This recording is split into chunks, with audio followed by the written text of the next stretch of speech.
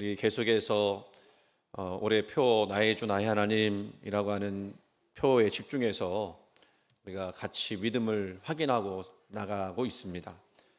이 내용은 다시 한번 말씀을 드리면 우리가 그냥 관념적으로 예수님을 믿는 것이 아니라 실제 삶에서 내가 예수님을 나의 구주로 나의 주인으로 고백하며 나가고자 하는 그런 내용입니다. 그래서 실제 우리 삶 가운데 주님을 만나고 경험한 하나님에 대한 고백을 우리가 하기를 원한다. 근데 그 하나님을 알아가는 데 있어서 가장 중요한 통로가 있다고 하면 그것이 뭘까라고 하면 바로 믿음입니다. 우리는 믿음이라는 말을 자주 들을 뿐만 아니라 믿음이 없이는 살 수 없다라고 이렇게 고백을 합니다. 지난주에도 말씀 나누는 중에 하박국 2장의 말씀, 오직 의인은 믿음으로 말미암아 살리라 라는 말씀을 같이 나눴죠. 그래서 우리 신앙생활에 있어서 가장 중요한 것도 믿음이고 무시할 수 없는 것도 믿음이다. 빌립보서 4장 6절 말씀에는 이런 말씀이 있죠. 아무것도 염려하지 말고 다만 모든 일에 기도와 간구로 너희 구할 것을 감사함으로 하나님께 아뢰라 라는 말씀. 믿음이라는 단어는 없지만 이 내용에는 믿음을 가지지 않고는 할 수 없는 내용들이 거기에 담겨져 있습니다. 그래요, 믿음은요 우리를 안정시키고 그리고 불확실한 삶 가운데 하나님께서 일하심을 신뢰하게 만듭니다. 오늘도 마음의 흔들림이 올 때마다 믿음으로 발걸음을 내디디며 걱정을 내려놓는 삶을 우리가 선택할 수 있습니다. 그런데 여러분, 이 믿음을 가지고 계십니까? 이 믿음 갖기를 간절히 원합니다. 그런데 우리가 믿음이 없을 때 나타나는 현상이 한 가지가 있는데요, 그게 뭐냐면 걱정이 시작된다는 거예요. 그렇게 생각하니까 우리가 다 믿음이 없습니다. 다 걱정을 하고 있기 때문에 그렇죠. 걱정이 시작되는 순간 여러분 믿음은 사라져요. 믿음으로 나아가는 순간 걱정은 끝이 납니다. 걱정이라고 하는 것은요, 우리가 하나님을 바라보고 그분께 집중하기보다는 우리가 보이는 눈에 보이는 현실에 집중하게 만들어요. 그런데 솔직히 우리는요, 이 작은 불확실성에도 마음이 흔들며 믿음은 점점 약해집니다. 믿어야 살 수 있고 믿어야 견딜 수 있고 믿어야 이길 수 있다는 것을 알면서도 그 믿음이 무너지는 것을 우리는 자주 경험해요. 우리는 믿는다고 하고 믿기에 어려운 일을 당하게 되면 습관처럼 말합니다. 믿습니다. 잘 될 줄로 믿습니다. 그렇게 기도하시죠. 근데 그것도 안 되면 어떻게 하는지 아십니까? 믿습니다. 이렇게 쌍시옷이 들어가야 우리는 좀 뭔가 기도한 것처럼 느껴요. 근데 그렇게 믿습니다 하는데도 불구하고 그 뒤에 뭐라고 하냐면 아이고 안 믿어지네 라고 하는 혼자 생각이 들죠. 그래요, 여러분, 이 시점에서 우리는 아주 좀 불편한 질문을 좀 해봐야 합니다. 여러분, 고난 중에 내뱉는 그 뜨거운 고백, 믿습니다 라고 하는 그 외침이 정말 살아계신 하나님을 믿고 근거한 확신으로 나오는 말일까요? 아니면 지금 당장 내 마음이 너무 괴롭고 힘드니까 믿습니다 라고 하지 않으면 안 될 것 같은 그런 그 마음, 그래서 내 마음을 그렇게라도 진정시키고 싶은, 그래서 이건 마치 자기 최면처럼 내가 믿습니다 그러면 마음이 진정되어진다, 뭐 자기 최면 그리고 자기 주문 이렇게 생각할 수도 있겠죠. 그런 고백을 하고 있지는 않습니까? 우리가 분별할 게 있어요. 그게 뭐냐면 진짜 믿음과 그리고 간절함이 혼동하는 거예요. 내가 이 상황을 너무나 벗어나고 싶기 때문에 이 문제가 해결되지 않으면 내 인생이 마치 다 끝장날 것처럼 보이니까 그 불안함을 잠재우기 위해서 믿습니다 그러면서 마치 머리가 아플 때 복용하는 아스피린 그 한 번 먹는 것처럼 그 고백을 쏟아낼 때가 있지 않습니까? 그거는요 하나님을 신뢰하는 게 아니고요, 그거는 잠시 내 상황을 심리적으로 통제하려고 하는, 이 불안을 통제하려고 하는 몸부림에 가까운 거예요. 자기 최면, 오늘 제목이 뭐라 했죠? 정신승리죠. 정신승리. 그것은요 상황이 나빠지면 금방 바닥이 드러나요. 믿었는데 왜 안 됩니까? 그러는 원망이 바로 나오는 거죠. 그 믿음의 뿌리가 어디 있는 거예요? 그거는 하나님께 있는 게 아니라 바로 내 간절함에 있었기 때문에 그래요. 여러분 다시 한번 자문해 보십시오. 여러분은 하나님을 보고 계십니까? 아니면 여러분이 만들어내는 긍정 에너지 속에는 믿습니다. 그러면 막 마음이 좋아지고 그래도 뭔가 좀 생기는 것 같고 하니까 그렇게 내뱉고 마는 것입니까? 여러분 잘 아실 거예요. 한때 세계 기독교 서점가를 휩쓸었던 조엘 오스틴의 긍정의 힘, 그 책 저도 읽어봤고 또 나름대로 또 은혜가 되는 부분도 있긴 있었어요. 근데 그 내용을 가만히 살펴보면 우리가 조심해야 될 것이 많이 있습니다. 그 책의 핵심은 이런 거죠. 좋은 일을 생각하라. 승리를 선포하라.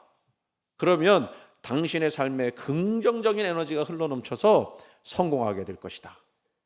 그래서요, 그거를 선포했더니요, 얼마나 많은 사람들이 모였는지 체육관 몇 배 되는 그런 교회에 수많은 사람이 꽉 차갖고는요, 그 한마디 한마디에 열광하고 하는 그런 것을 볼 수가 있었어요. 왜 그래요? 얼핏 들으면 참 은혜롭거든요. 희망적이에요. 괜찮습니다. 근데 하지만 여기에는 아주 치명적인 함정이 있어요. 그게 어떤 거냐면요, 그 긍정의 힘이라고 하는 것이 성경에 근거한 믿음이 아니라 지금 이야기한 정신 승리에 가깝기 때문에 그래요. 그 중심에는 누가 있느냐면요, 하나님이 계신 것이 아니라 내가 있어요. 내가 성공하고 내가 잘 돼야 되는 거예요. 그래서 그 다음에 나온 책 이름이 뭔지 아세요? 잘 되는 나예요. 잘 되는 나. 그거는요, 영광은 있긴 있는데 무슨 영광이냐면 십자가가 없는 영광이에요. 십자가를 포기하는 영광이에요. 그런 자기 그 주장, 자기 신앙 그리고 정신 승리는요, 그 상황이 나빠지면 대책이 없어요.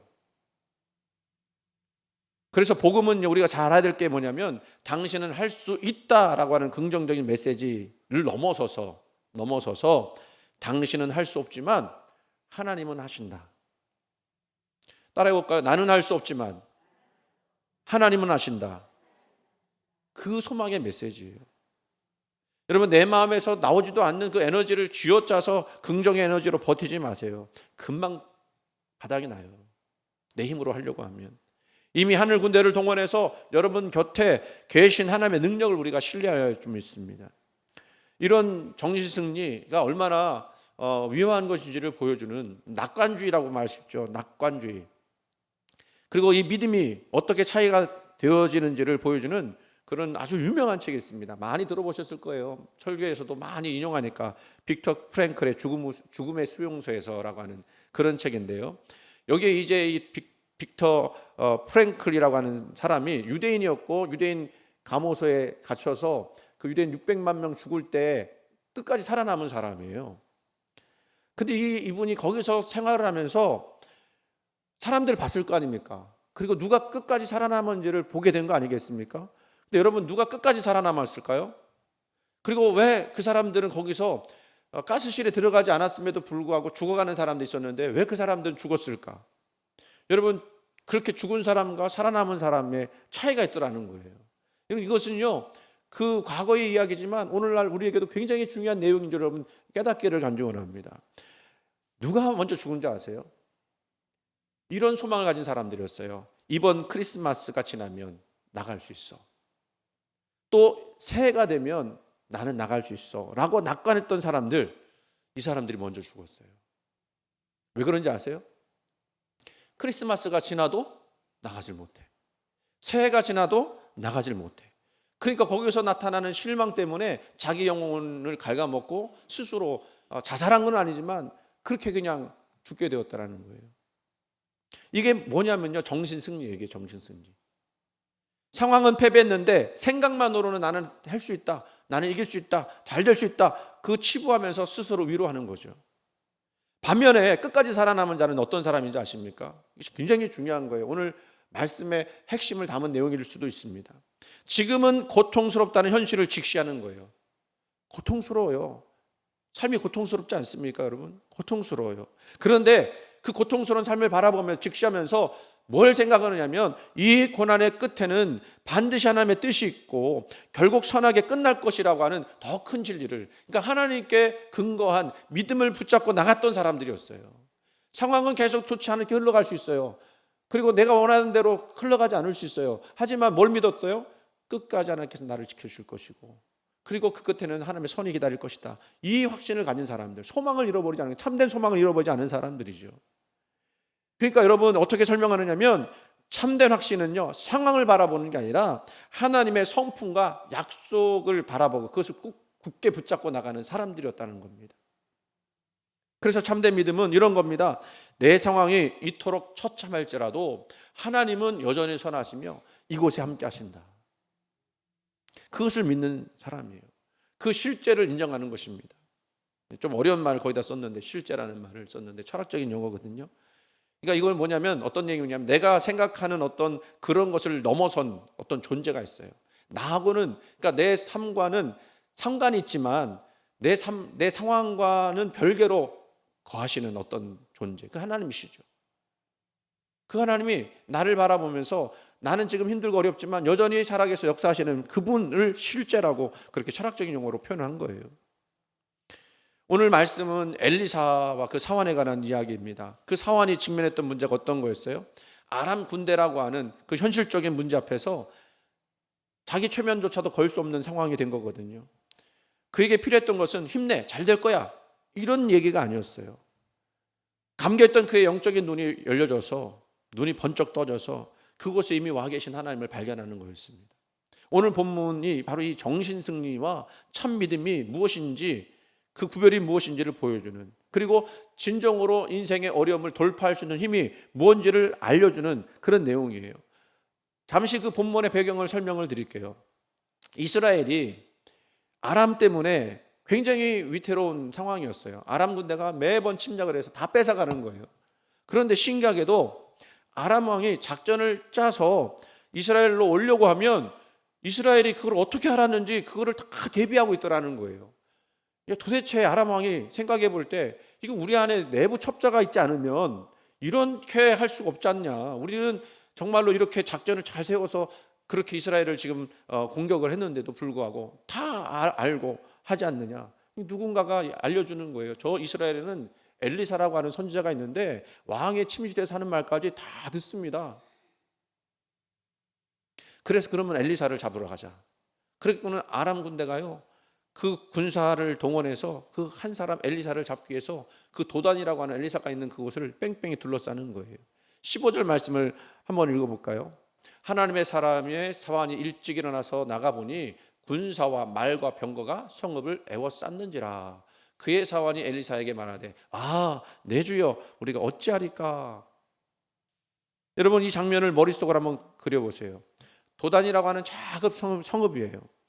아침에 엘리사의 사환이 기지개를 쫙 펴고서는 문을 열고 딱 나갔는데 평소에 보던 그 광경이 펼쳐지지 않고, 갑자기 아람 군대라고 하는 그 무시무시한 군대가 칼과 병거와 군대를 와서는 자기들을 에워싸는 거예요. 그게 이 사환에 있어서는 실제였던 거죠. 그들의 칼은 날카로웠고 그들의 수는 압도적이었습니다. 여러분, 그때 이 사환이 뭐라고 표현해요? 내 주여. 그랬거든요. 내 주여. 물론 엘리사를 부르는 말이었습니다만 탄식하는 거죠. 어떻게 하면 좋지? 라고 하는 탄식. 여러분 삶에도 이런 순간이 있지 않습니까? 자녀의 성적표를 딱 펼 때, 그리고 사업이 정말로 어렵게 되어질 때, 부도 직전에 몰렸을 때, 또 병원에 갔는데 원치 않았던 질병이 생겼다고 하는 그 의사의 천청병력 같은 진단을 받을 때, 우리는 어떻게 얘기하냐면, 주님, 이제 어떡하죠?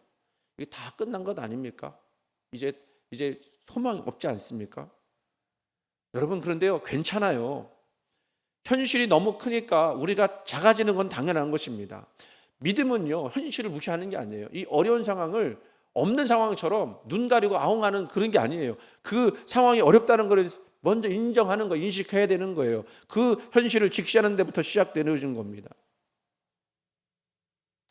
이 사환이요, 그 현실을 보고 실제를 보고 혼비백산해서 엘리사에게 달려갔을 때 엘리사의 반응이요, 충격적이었어요. 그냥 우리는 성경을 읽어보니까 그런가 보다 하고 넘어가지만 어마어마한 차분함으로 대하는 거죠.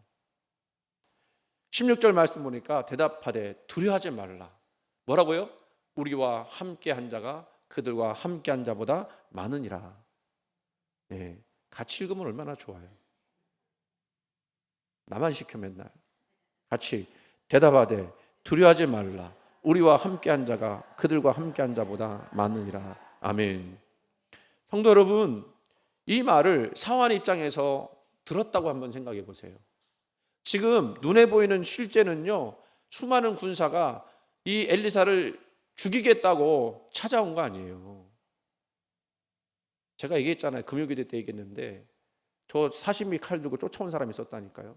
근데 그 사람 한 사람만 해도 얼마나 겁이 나는지 잠을 못 잘 정도로 그렇게 했었는데, 수많은 사람들이 무기를 거느리고 와서 자기를 죽이자고 했을 때 그 엘리사의 말, 야, 저 사람들보다 우리와 함께한 사람이 더 많다라는 말을 들었을 때 그 말씀이 위로가 됐을까요? 눈에 보이지도 않는 엘리사가 노망났다고 생각하지 않겠습니까? 지금 저 엘리사가 너무 기도를 많이 하더니 이상해졌어, 이상한 말을 해, 이렇게 생각하지 않겠어요? 사환의 눈에는요, 아람 군대 수천 명들이 보이고 자기 눈에는 늙은 스승 엘리사, 그리고 자기하고 딱 둘이에요. 비교해 보세요. 어떤 비교가 있습니까? 2대 수천 명이에요. 그런데 엘리사가 하는 말은 우리와 함께한 사람이 더 많다. 정신 나간 얘기 아닙니까? 그래서 여러분, 예수 못 믿는 사람들은요, 이런 정신 나간 얘기를 하는 거를 자꾸 싫어해요. 무슨 말도 안 되는 소리 하고 있느냐고. 근데 여러분, 만약에 이야기가 여기서 끝났다고 하면 진짜로 엘리사는요, 정신 승리한 사람일 것입니다. 왜냐하면 눈앞에 뻔히 보이는 위협을 무시하고 괜찮아, 다 잘 될 거야, 좋아, 아주 뭐 그냥 나이스해, 이렇게 회피하는 거, 그거는 정신 승리거든요. 근데 엘리사가 당당할 수 있었던 이유는 뭡니까? 그가 사람보다 성격이 낙천적이었거나 맷집이 좋아서 그런 게 아니에요. 무슨 뭐 궁중부회를 수련해서 갑자기 뭐 그냥 저기 손오공처럼 일로 갔다 절로 갔다 그런 뭐 변신술을 할 수 있는 것도 아니잖아요. 엘리사가 봤던 거는요, 사안이 보지 못하는 더 큰 영적 현실을 봤던 거예요. 그 실제를 봤던 거예요.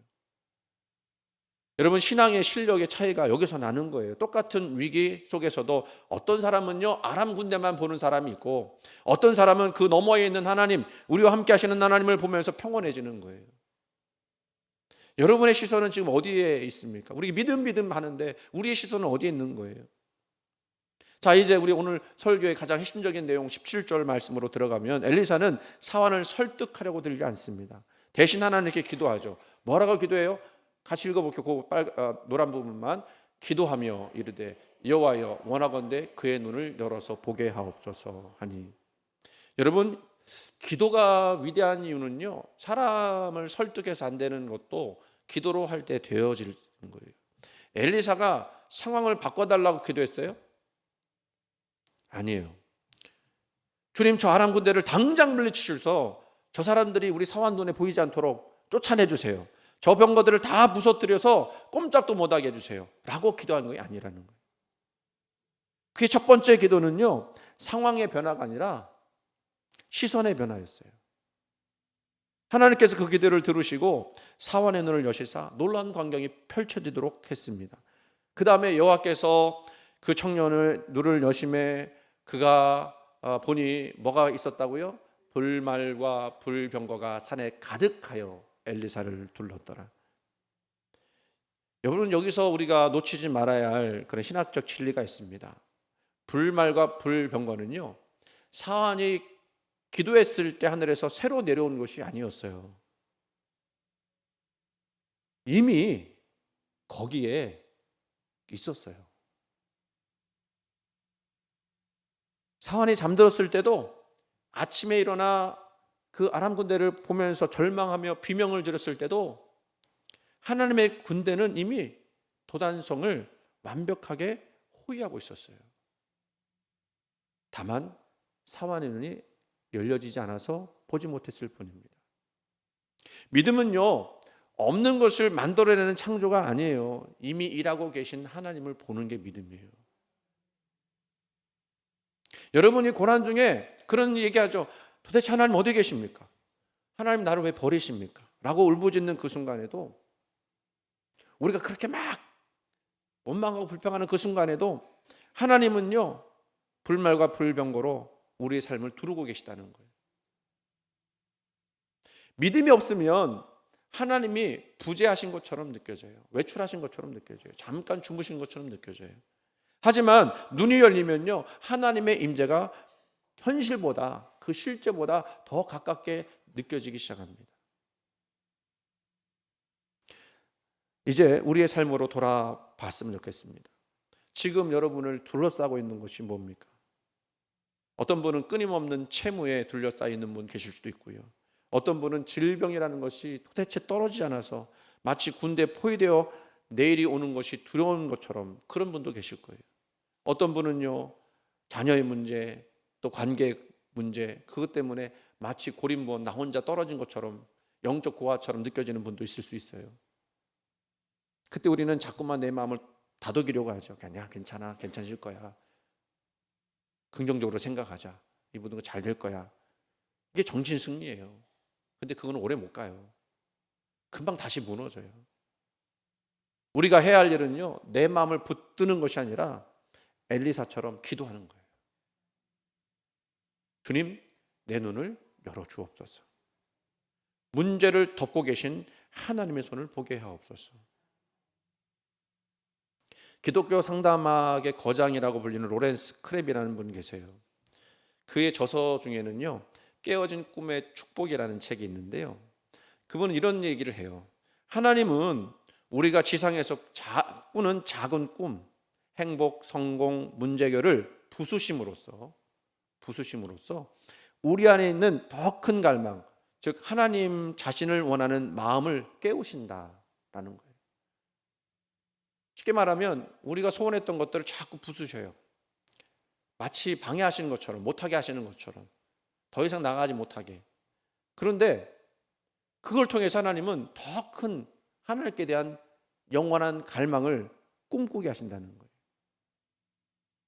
그래서 기독교에는요, 고난당할 때 왜 이 문제가 해결되지 않습니까? 라고 하는 그것에 매몰되지 않기를 원해요. 그런 일들을 경계합니다. 이 책에서 그 나오미라고 하는, 룻기에 나오는 나오미 있죠. 룻의 시어머니 나오미라고 하는 그 사례를 들어서 어떤 얘기 하느냐면, 나오미로 하여금 남편과 자식이 다 죽게 만드는, 그가 꿈꿨던 것들을 다 부서뜨리는 그 속에서 하나님은 나오미의 환경을 즉각적으로 변화시키기보다는 나오미가 하나님을 직접적으로 대면하도록 이끄셨다라고 이야기해요.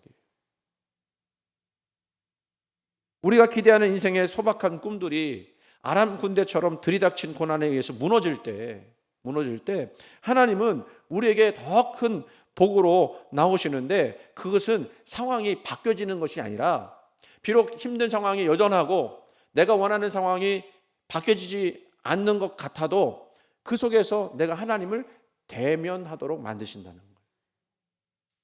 그래서 내가 말씀을 드렸는데, 기도는 내가 원하는 거를요, 하나님께 아뢰는 것이기도 하지만, 그 기도의 대부분 우리가 그렇게 하지만, 사실은 우리가 기도함으로써 하나님을 만나는 게 기도예요. 그래서 이 로렌스 크랩이라고 하는 이 기독교 상담 3단가죠. 두 가지를 구분해요. 우리 안에는 낮은 차원의 욕구가 있고 높은 차원의 욕구가 있는데, 낮은 차원의 욕구는 어떤 거냐면, 우리가 대부분 이래요. 문제가 해결되고 그 고통이 사라지는 것을 원하는 거예요. 그러나 높은 차원의 욕구는요, 어떤 상황에서도 하나님 한 분만으로도 충분하다고 믿을 수 있는 그 욕구예요. 우리가 한 차원 더 높아져야 되겠죠. 그래서 상담의 목적은, 우리가 상담을 받으러 가면서 기대하는 바가 있죠. 이 문제를 어떻게 해결하고 편하게 만들까라고 하는 생각을 갖게 되는데, 그러나 이분은 얘기하는 그게 그런 게 아니라는 거예요. 상담은 상처를 치유하며 살기 편하게 만드는 것이 아니라, 상처를 통해 하나님을 신뢰하는 법을 배우게 만드는 것이 기독교 상담이라고 말씀하고 있어요. 이게 바로 문제가 해결되는 것이 아니라 하나님을 대면하는 것이라는 문장이에요. 여러분, 문제가 작아 보여서 평안한 게 아닙니다. 왜 평안한 줄 아세요?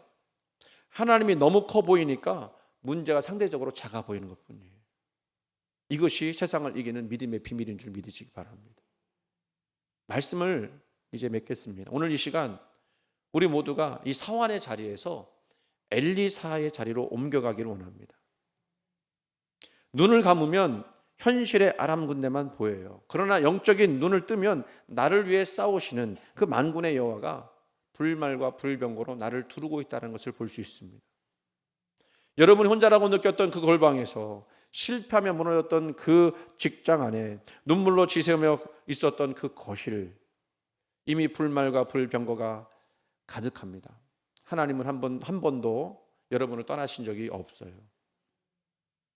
이번 한 주간 명절이 끼어 있지만 명절 동안에 믿음으로 승리하는 것이 뭔가를 잘 생각해 보셨으면 좋겠습니다.